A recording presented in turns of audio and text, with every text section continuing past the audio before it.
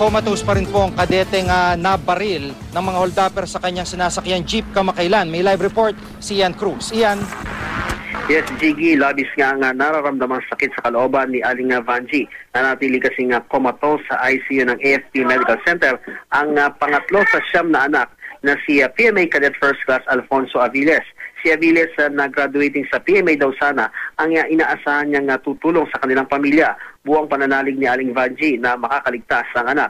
Hawak pa nga niya ang wallet ng anak na dala nito ng mabaril ng holdupper sa sinakyang jeep noong Sabado. Ang PMA bullring lamang ang tinangay ng di nakilalang suspect. Tuwing kakausapin daw niya ang anak, sinabi niyang maging matatag ito. Nanawagan din ng ginang sa holdupper na bumaril sa anak na sumuko na. Ayon naman na Jiggy sa mga doktor ng AFP Medical Center, kahit paano ay nakikitaan daw ng progreso ang kondisyon ng kadete. Mula daw kasi kagabi at kanina madaling araw ay bahagyang naidilat ni Aviles ang kanyang mga mata.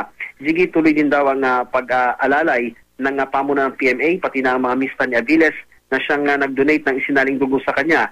Ang QCPD Station 5 at ang SIDU ay nagsanib puwersa na upang tugisin nga yung holdupper. Jiggy? Maraming salamat, Ian Cruz.